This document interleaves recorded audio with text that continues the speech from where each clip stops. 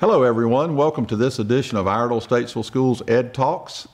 You know, in our school system we have some phenomenal students, and we have one with us today that I'm very excited about interviewing and letting you meet. Our guest today is Paige Cook, who is a 7th grader at Mount Mourne World School. Hi Paige. Hi. Welcome to our show today. Thank you for coming by. I understand that you are a phenomenal student, and you also have a very interesting hobby that you have developed over the years and become a nationally ranked chess player. So congratulations to you. When did you get into this, this game? Well, I started playing when my brother showed me when I was in 2nd grade, and I've been playing competitively in tournaments for about 5 years now. Mm-hmm. And so behind us here are some of your trophies. Tell us about some of your big victories. Well, the ones on the right are the ones that I've won with my school, and all of the ones over here are ones that I've won by myself. Mm-hmm. Like, most of the tournaments we go to are in either Charlotte or Davidson, though. Right. Now, you are ranked in the top 100 female players in the United States. Is that correct? Yeah. So that's something to be extraordinarily proud of. You must be very proud of that accomplishment. Yes. Now, you got interested in this because your brother was a chess player too, is that correct? Mm-hmm. Yeah. He's the one that showed me how to play. Yeah. Well, tell us a little bit about the game. I know just a little bit about it, but you got a lot of pieces here. How does this game work? Well, the goal of it is it's kind of like each side is an army. Mm-hmm. And you're trying to take the king. And the pawns, they move only forward, either 1 space or 2 spaces on the first move, and then 1 space after that. And when they're capturing a piece, they take diagonally. Right. Then the rooks, they go either forward or to the side or backwards, and they can go as far as they want. Mm-hmm. And they also capture like that. Yep. And then the knights, they move in an L shape. It's either 2 up and 1 over, or 2 over and 1 up or down. Right. They have a lot of options. They can also hop over pieces. Ah, okay. That's the only piece that can do that. Mm-hmm. And then the bishops, they can go diagonally in any direction as far as they want, Mm-hmm. but they take diagonally as well. Right. And then the queen, she can go in any direction she wants as far as she wants, like any of these directions, diagonally, forwards or backwards. The king can do the same thing, but he can only go 1 space at a time, so he's kind of limited. And that's about it.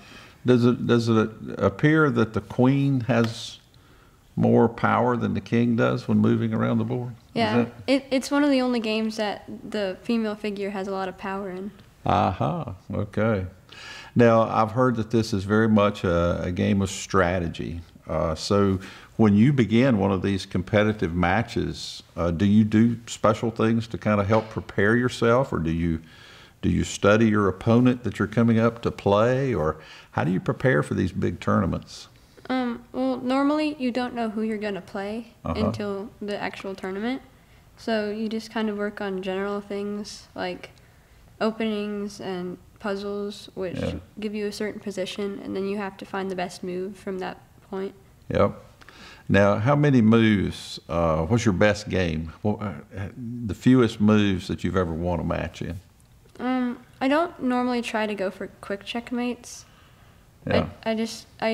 Most of my games are over 50 or so moves. 50 or more, yeah. Wow. Do you think this game has helped you be a better student? Yeah. It showed me how to look for certain things like patterns and the best situation and things like that. Mm-hmm. Now, at your school, do you have a chess club at your school? Yeah, we have one that meets on Thursdays. Yeah. And I believe there's about 30 people in it. Yeah. I imagine you pretty well dominate that field at your school, don't you? Yeah. Yeah. There's a few kids that can give me a pretty good game, though. Yeah. What would you say to young folks that are, elementary students that are just getting interested in this? Would you encourage them to pursue this as a hobby? Yes, definitely. What are the advantages that you would see this game giving students? Well, it helps a lot with strategy and things, like I've said before. Yeah, and it's a lot of fun. Yeah. So how many moves do you think you could defeat me in? You want to try it and see? Let's play a couple rounds here. Now, remember, I played this game back when I was in high school a couple of times, but I haven't played in a long time. But let's see if you can get me just as quick as you possibly can. Okay, let's take just a few minutes here. Can I start? The white always starts. Oh, the white starts. Yeah. Shows you what I know. All right, go ahead and make a move. All right, so.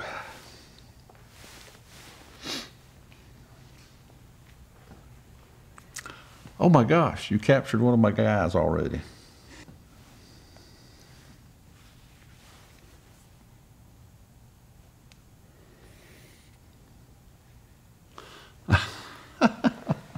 I think you've outfoxed me again there. Yep, you got me. Wow, so I can tell I'm playing out of my league. I better leave you alone.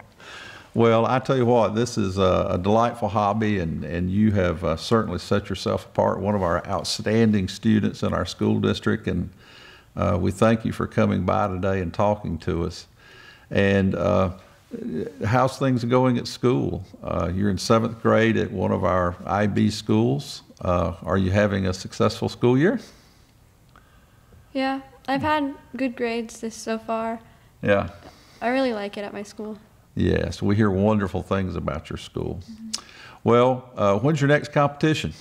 I have one, not this weekend, but after that. Yeah. And it's in Burlington. Yeah. Well, Paige, thank you very, very much for coming by today, and best of luck to you in your next competition and as you continue this wonderful hobby that you've developed. Thank you. And thank you for watching. This is just one of our many successful students in our school system that we're so proud of, and thank you for taking this opportunity to let us share this story with you. Thank you.